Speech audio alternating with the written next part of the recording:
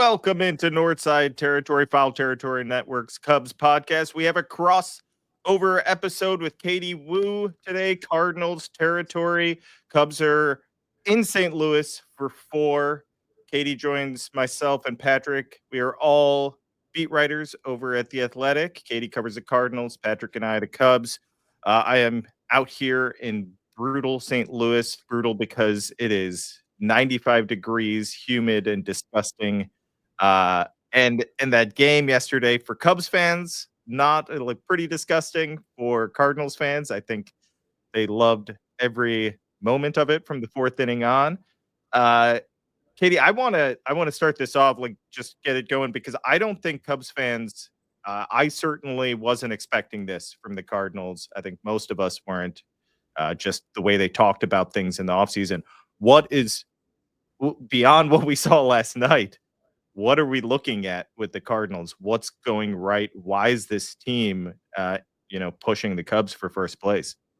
Yeah, I also didn't expect this from this Cardinals squad. Much like almost everyone else I know, the expectations were relatively low. But that makes sense when you think about the organization publicly saying that they were going to take a step back this year. So really, I think it's a credit to the assortment of young players that have stepped up, very similar to the Cubs.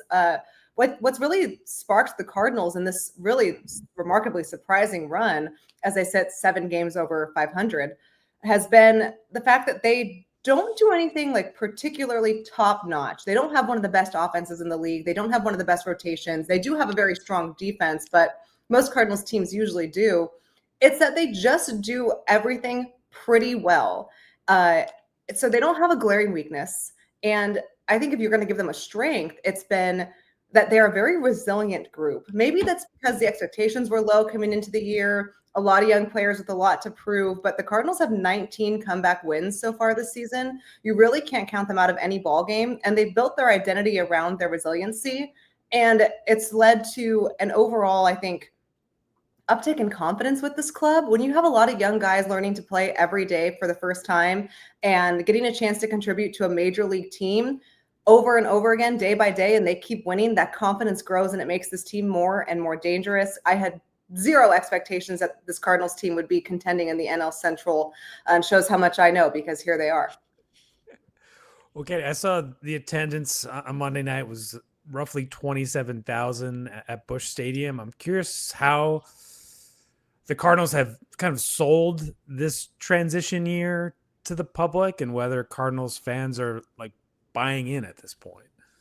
Yeah, I think the official attendance yesterday was around 27,000. And yeah, it is disgusting outside and brutally hot. I hate it here.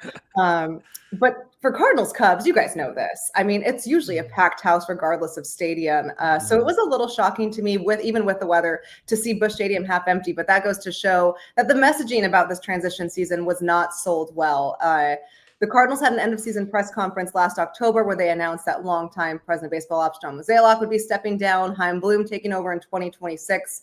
And they sold this year as kind of a halfway where we're going to focus on the youth and rebuilding the minor league system, but we're also not fully going to tear or rebuild. And to their credit, they didn't have to. As you can see, there was still plenty of talent that could make this team competitive. But I think Cardinals fans were just kind of, all they heard was, hey, we're not spending money on the roster. And they didn't. They signed one free agent for $2 million in Phil Maton in March. And that's very uncanny for the Cardinals. I'm not going out there and proclaiming them to be big spenders. Obviously, they're not. But this fan base, much like Cubs, have a very high expectation of what their team should look like. And this last offseason did not match their expectations. So they've kind of made themselves known that they aren't going to be coming to the ballpark like usual. And this is something that Cardinals ownership planned for as well. They planned for a decline in ticket sales. They planned for a drop in gate revenue. They're seeing it. But hopefully, once the weather calms down, if it ever does, and the Cardinals continue to win, you'll see Busch Stadium get a little more full. But I think it's pretty clear that the Cardinals fans, we talk about people that weren't expecting anything from this team, Cardinals fans were right there with them. Yeah, I was surprised to see all those empty seats last night. I guess you're right. I mean, I started this off with the weather. It is rough out there, but the Cardinals are a good team. There's multiple players on that roster that are surprising or you already knew were good. Brendan Donovan's been kicking the Cubs' ass for years. It feels like. So I don't know why exactly that's happening or why it continues to happen. It makes sense to start off, but they're good enough now that you'd think they'd be showing up. Do you expect them to be active at the deadline? Is this a buying team? I don't know. That's part of the reason why I thought this series against the Cubs, who've, like, as you guys know, they've pretty much just been start from end of March to right now. It's been their division. I think this would tell a lot about how the series ends and where the Cardinals are going forward. I don't think that they're going to make a decision whether they buy, sell, or hold until the All-Star break. And it depends if they're in contention in the division or just in the National League wildcard picture. They don't want to deviate from their plan of focusing on the future. If you're John Mozeliak, you're also aware that whatever moves you make come July, you only have control over the roster until October. And the whole reason the Cardinals did this little transition plan, if you will, despite this almost never happening in baseball, was to give Chaim Bloom a clean slate. So if you're the Cardinals and you're going to go out and you're going to buy at the deadline, you're only probably buying to the degree of rentals. And same if they sell, you're probably only offloading your expiring contracts because the big decisions are going to happen over the offseason when Chaim takes over. So they're in a very weird place. It's not like the Cubs where I feel like, and you guys would know more, I feel like if they're going to be buyers because they're pretty much owning the division. For St. Louis, it's not just a matter of what do they look like right now. It's how does this shape up for the future, a new regime taking over. And if they feel like they can keep up in the Central or the wild card, the National League, guys, is crazy. Let's take a quick break and actually talk about what the Cubs are going to be doing and how aggressive they're going to be, if it's going to be soon or what. Kratz, real talk. I do not carry cash around me, but what I do carry around on my phone is Cash App. Easy peasy. Like I said before, anytime Scott can pay for the tab, that is good. And it's always right there. Fast, easy, always available. Yeah. Oh, my credit card's not working, or oh, I didn't bring cash with me. There's no more alligator arms. Do you have your phone? Most people have their phone. So use Cash App. It's secure and safe. There's no waiting around. It is a super, super easy sign-up process. You can sign up quicker than you can listen to Kratz and I talk about Cash App. For a limited time only for the FT fam, new Cash App users can use our exclusive code to earn some additional cash. For real, no catch. Just download Cash App and sign up. Use our exclusive referral code Territory in your profile. Send $5 to a friend within 14 days, and you'll get $10 dropped right into your account. Terms apply. That's money. That's Cash App. So Katie saw last night why the Cubs are going to be active at the trade deadline. I think it's, Ben Brown's a good guy. He's got nasty stuff. He's got 2 pitches, and the second or the third time through the order, good teams are going to hit him, and they did. He threw his changeup, I think, once.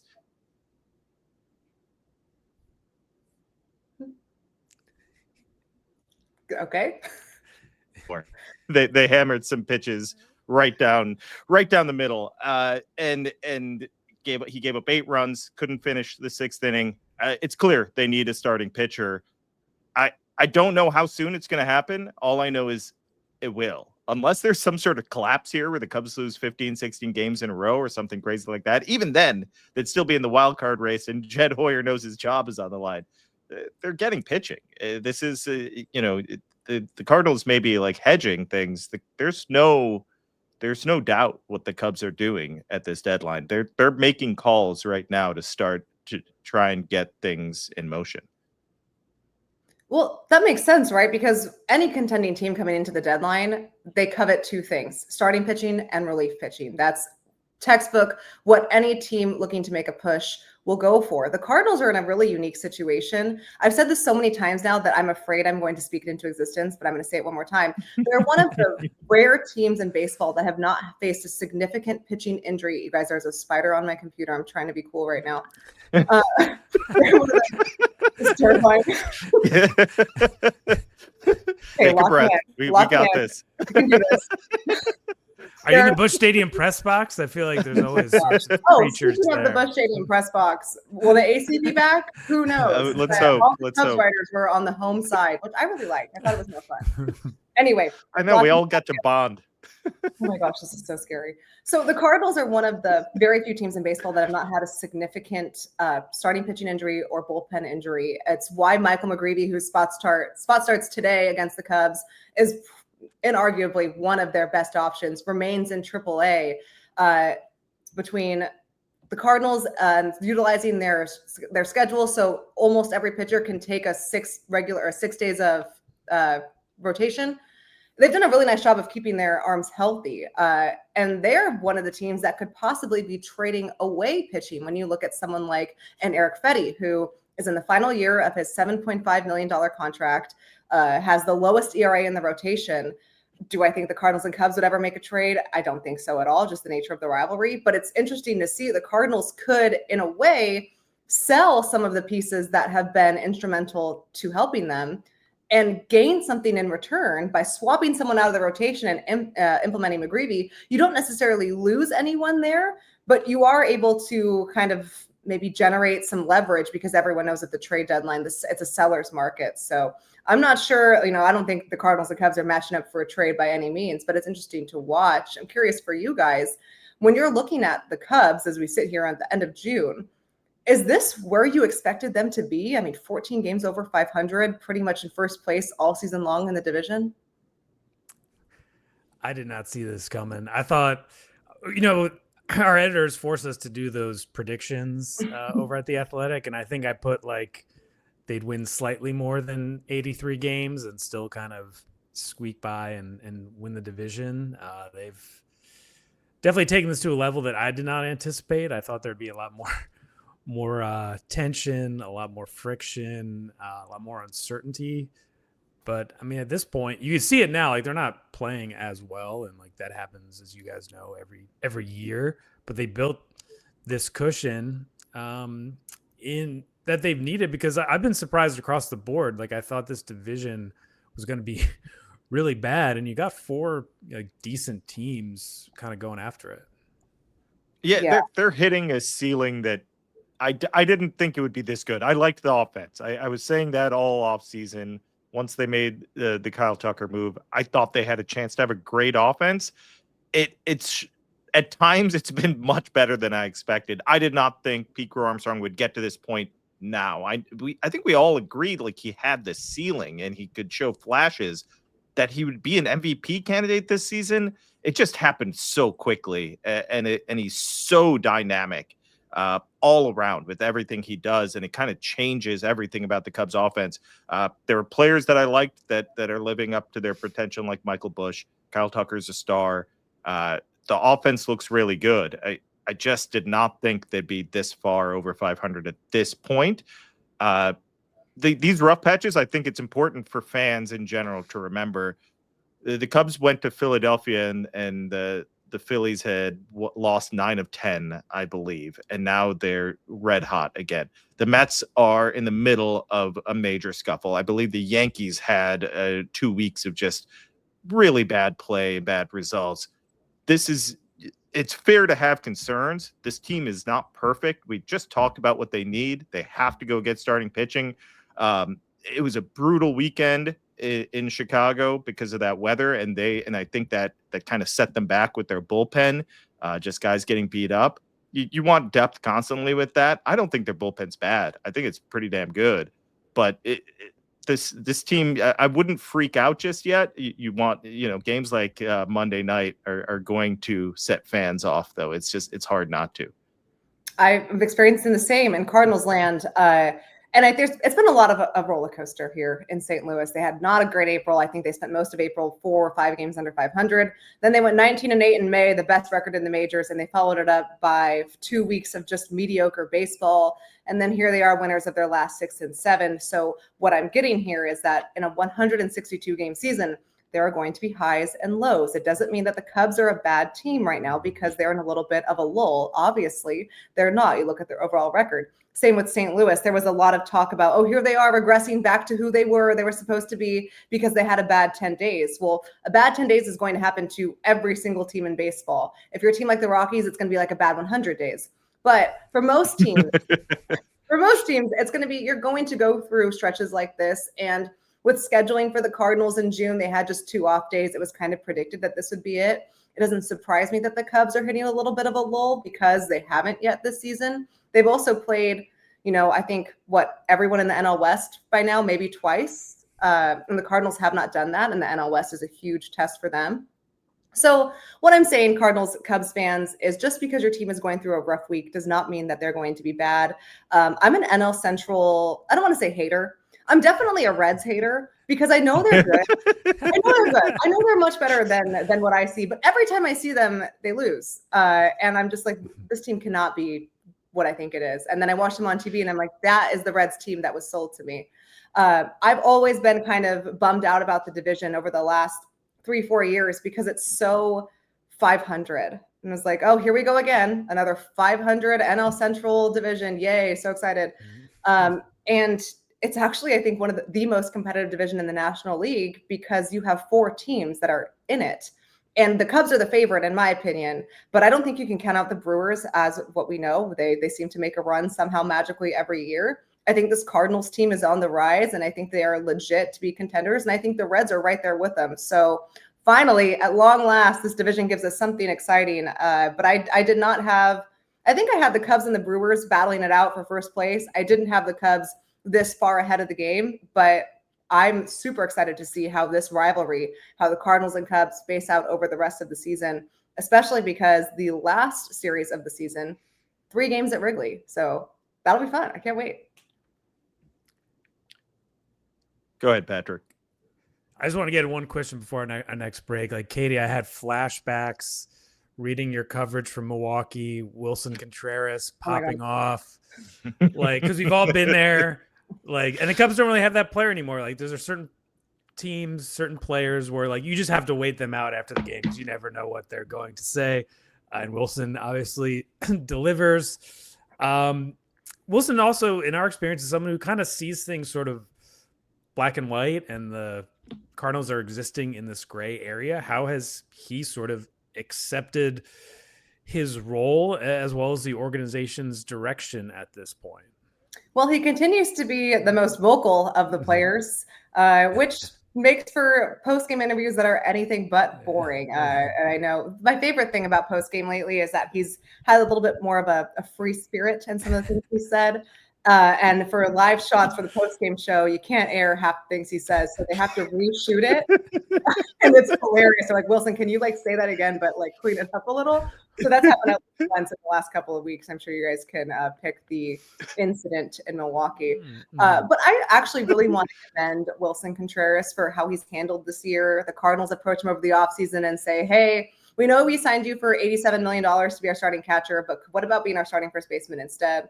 And he took that position easily, no reluctancy to switch, and has actually been a really good first baseman. And you guys had seen him play first base in the past, but it wasn't his starting position. I think when you look at outs above average across the league, Wilson Contreras is 3rd in baseball. He's done a really nice job there. And he's like, I don't know why you guys are so surprised. I'm like, oh, I'm surprised.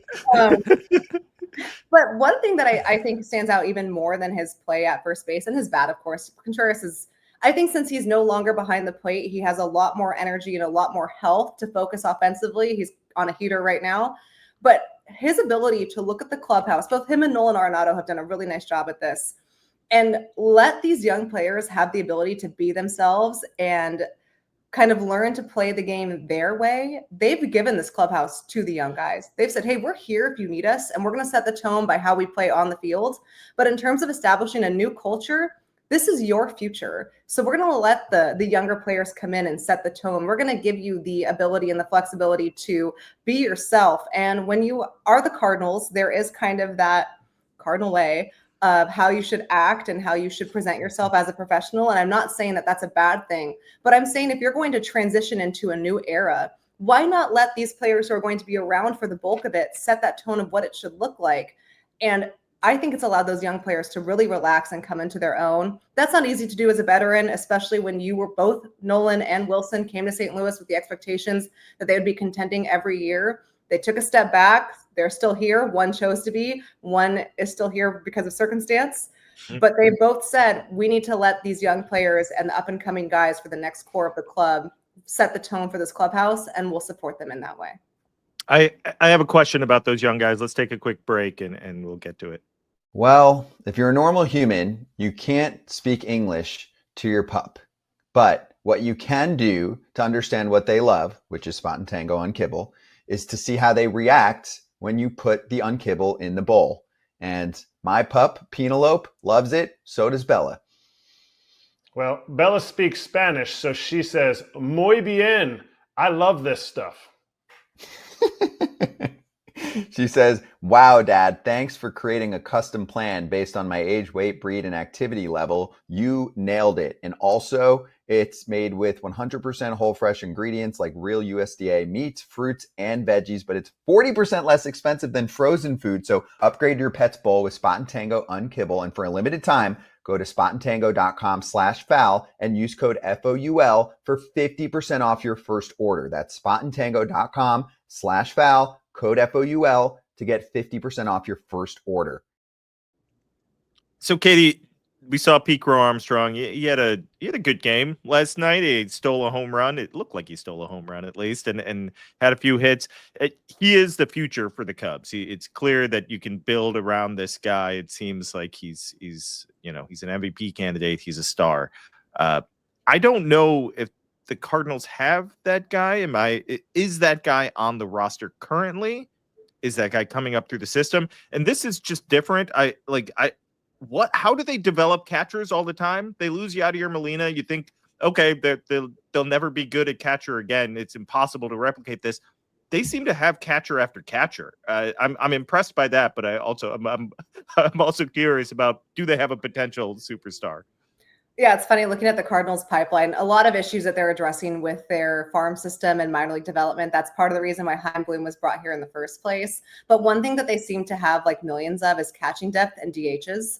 And they have a reluctancy to trade any of them. So, and then they'll get to the big league club and they're like, well, we don't have any flexibility.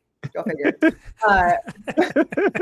So who knows? Maybe one of their rising stars is still in the pipeline. The Cardinals don't have a clear superstar like Pete Crow Armstrong. They have a bunch of players that I think are going to be stars, but don't have like the superstar ceiling of Pete Crow Armstrong. Mason Wynn is their shortstop of the future. Brendan Donovan should be an all-star this year. You can build a club around those two. Lars Nootbaar, the big question for him this year was, can he stay healthy? He's done a great job in doing that. He's been mostly their everyday left fielder, and that's someone that they're looking to build around as well. So they don't necessarily have someone. Victor Scott, I should mention him. Just if you're looking for another exciting defensive center fielder, he's right there with PCA. So they have pieces to build around, but they don't have the like star. And maybe they don't need it. Maybe that's coming in the system. They have a bunch of pitching prospects coming up, Tekoa Roby, Quinn Matthews. And the Cardinals, if there was, one thing they were super behind was developing pitching. So this could be a turning point for them. Maybe they go out and they trade for their next star. I'm so interested to see how much things change because Mo has been here, and I have a lot of respect for what he's done in his career, but he's been here for like 2 decades. And it's been the same voice and the same, pun intended, motive for a decade and a half, right? So you're going to have a brand new front office come in because not only is Mo leaving, most people under him are on expiring contracts and there's no really blueprint, or no one really knows if they're going to stay or if they're going to go somewhere else, if Chaim's going to keep them. So I'm not sure if they have their next star in the system. They have a bunch of above league average players that can allow them to maybe jumpstart this runway and force them back into being competitive maybe earlier than they would have decided. But the first thing that I'm going to look at if I'm Chaim Bloom is, am I going to go outside the organization to find a star? Do they need a star? Because I'm not sure that they have one currently on their major league roster. Katie, you laid all this out in your excellent coverage in The Athletic, like even going back to last year, like you had great feel and instincts for this larger story around the Cardinals. I mean, 2-part question here. These two kind of central figures, like, do you think Mo will try and run another team somewhere? And do you have a sense of what a Chaim Bloom kind of post Red Sox experience, how he would kind of go about reshaping the Cardinals? What are your kind of early impressions on those two guys at this point? I don't know if Mo would take on another team. I mean, I can't picture him leaving baseball. So I know he might want to take a step back after dedicating over half his life to the St. Louis Cardinals. But I can't see him, and this is just my speculation and my gut feel. I can't see him leaving completely. I could see him. He's so smart. I can see him maybe joining the business side of the organization and kind of seeing where the Cardinals go from there, because it has been a recession year, and he does really understand that side of the game super well. Maybe he, do the Rockies need help? Yeah, he's That's from what I was Denver. thinking. Yeah. Yeah. So maybe, but I think the more likely path is he takes a year off. And then, because we're all suckers for pain, we usually come right back to the sport, and maybe he helps out more on the side. And I don't know what to expect from Chaim Bloom. I think this organization needs a set of fresh eyes. I mean, it can get, when you have success for so long, as the Cardinals did, it can become almost just like, your daily routine. And for Chaim to come in and have such a modern view of the game, we all know what he's done in player development and how he's kind of modernized that aspect. We're familiar with his work in Tampa. We know what happened in Boston. I'm curious to see just how much extension ownership is going to give him from a payroll point. I do think it's a little ironic where unfairly he's known for trading Mookie Betts in Boston as one of his big moves. Is one of his first moves in St. Louis going to be trading Nolan Arenado? Like, that is really not setting that guy up for all of the success. But it remains a possibility. So, it's interesting because I think we're both in a little bit of front office holding patterns. Yeah. What's the feel around Jed Hoyer, a name that Cardinals fans know very well? Yeah, it all depends on this year. What's happening right now? There was talk. There's been talk, Patrick, for a few weeks. People have been buzzing about should he get an extension? Are there extension talks? Jed's not talking about that. He's not gonna answer questions about that. We've asked. I think it's all about the playoffs. And if they continue on this path, he's getting an extension. I think he deserves credit for kind of. He took on the hard job of tearing down the 2016 team. Theo left and the system was kind of barren, and Jed had to reshape a lot of different departments. Did he make all the right moves? I guess we're starting to see some progress. Obviously, this season is the first time we're really seeing the moves he made bear some fruit. So I think he's going to get extended. But if something bad happens here over the next couple months, that could mean his job. I mean, this season is all about it. We've been talking about it all winter, Patrick and I. It's this season, what happens, playoffs or not, dictates Jed's future. That's a tough way to go about business, but one bad injury, one weird set of circumstances can dictate your future. But that's the reality of the situation he's put himself in. This team wasn't good enough for years, and now they finally look good.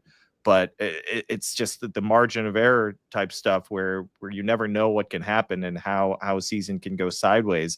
Right now, it looks fine. I think Patrick and I would agree that he's back next year. But it all, like I said, if something goes wrong, the discussion completely changes. And I have no clue what direction they'd go, because this is not the Mets or the Dodgers, where someone like David Stearns or Andrew Friedman comes in and is like, hey, look at what I've done on a small market budget. Now I get, $300 million to spend or whatever. That's not what the Cubs do anymore. The Cubs are not a financial behemoth, not with their payroll. They just aren't. They're what are they? The 13th in payroll this season? Come on. That's, right there. Yeah.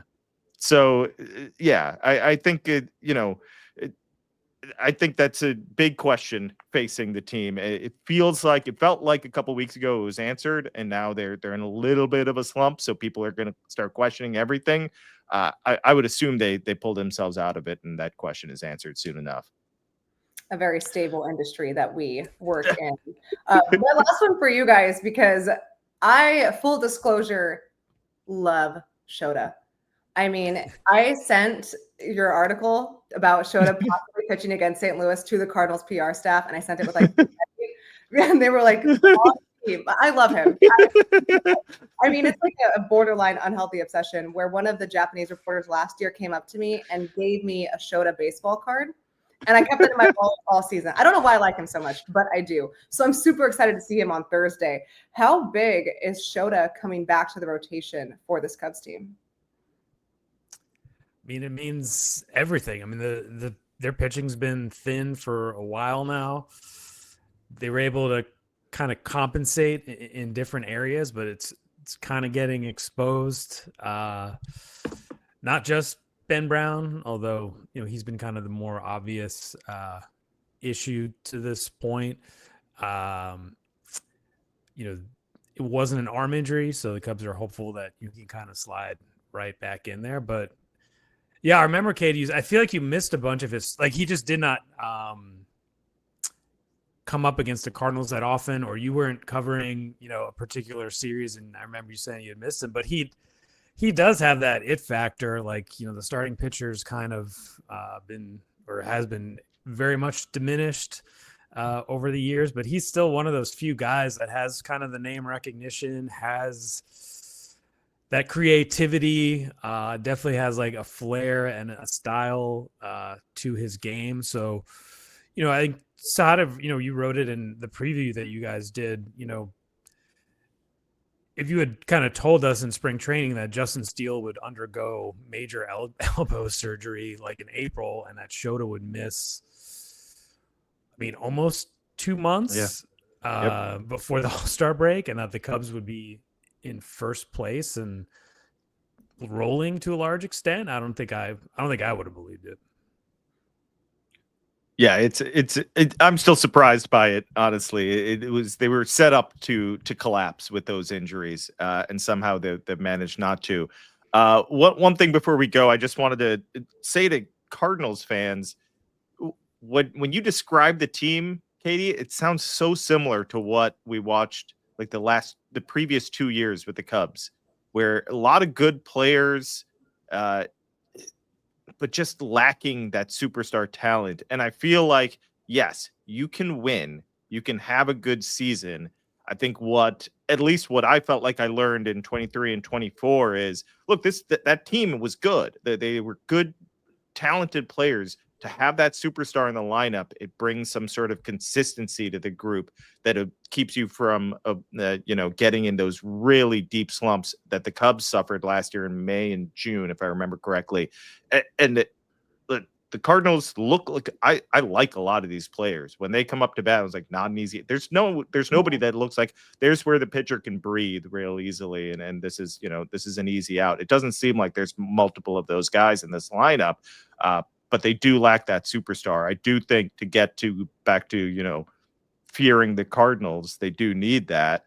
But I also think Cubs fans probably need to be ready to possibly fear the Cardinals again. It seemed like it was going to be longer, but because they're just like holding steady right now, it's like maybe this isn't as long as we thought it was going to be. I think the Cardinals could be back and pretty dangerous soon. They're giving them a run now. So it's not like I'm saying like way off in the future. Maybe it's now. Maybe it's right now that they're dangerous, but they could be even better and winning this Central over and over again if things go right and they find that star. That's just how I feel about that team. They're different than the Brewers the way they go about business, but these teams are pesky for Cubs fans. They drive them nuts. I know that. In different ways. So we'll see what the rest of the series has. If it goes south for the Cubs, it's going to be panic city for the fan base. It can't be for the team. That's for sure, because this is not a team that panics, but these tough moments, especially in the middle of the summer, they can overwhelm a fan base. We'll see what happens, though. All right, everyone, thanks so much for listening. Katie's work is over at The Athletic. Make sure to check that out. She does wonderful stuff. And make sure you check out Cardinals Territory, great podcast. Make sure to rate, review, subscribe to Northside Territory, subscribe to the YouTube channel, and subscribe to The Athletic, where Patrick and I are on top of all things Cubs, and Katie owns the Cardinals. Thanks for listening, everyone. Take care.